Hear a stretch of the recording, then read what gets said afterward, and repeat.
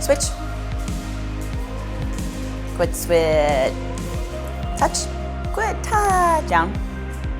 Yes, good boy. One of the best ways to build food drive in your dog is to start hand feeding them their daily meals. The reason you want to hand feed is you want to teach your dog to start working for their daily food.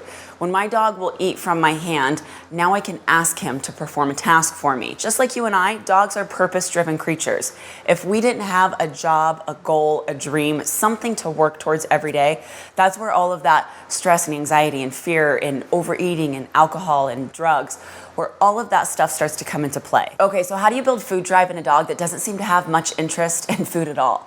Or maybe they're just really finicky. Some days they want to eat and some days they can go without it. When this guy first came to me, he wouldn't even eat chicken out of my hand, let alone a little piece of kibble. He had no food drive whatsoever. So when I first started this protocol, I took his breakfast and I put it in my hand, just little pieces of it, and I'd ask him to eat it.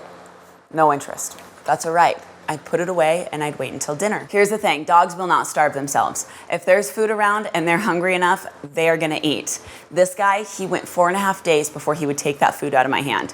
I wasn't asking him to do anything magnificent, no backflips, no tricks, no downstays, simply just take the food out of my hand. Once you do, then you get more. That's how I start building on that drive. I was having this conversation with a new client a couple days ago and I told her, you need to start implementing hand feeding. And her response was, I've already tried that, Koco. My dog just simply doesn't have any food drive. I've done the protocol you're talking about.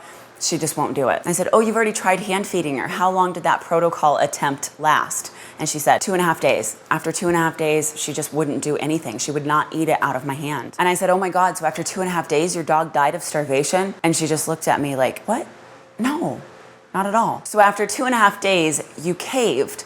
Your dog protested and you gave in. And I get it. I love my dogs more than anything. If you follow any of my social media, you know I'm one of those people that's gonna die for their dogs. So to withhold their food from them and only offer it throughout this protocol can be really tough. But trust me, if you stick with this, you will build work ethic and a drive in your dog to want to work for food that you didn't even know existed. If you have a dog that's human aggressive or highly food aggressive, check out this video up here. There's a protocol in there that will lead you up to hand feeding because you're still gonna get to that point, but you gotta stay safe in the beginning, and this is the way to do it. If you're in Arizona, I offer one-on-ones. If you need help and you're out of state, I offer Zoom appointments. The link to that is in the description below.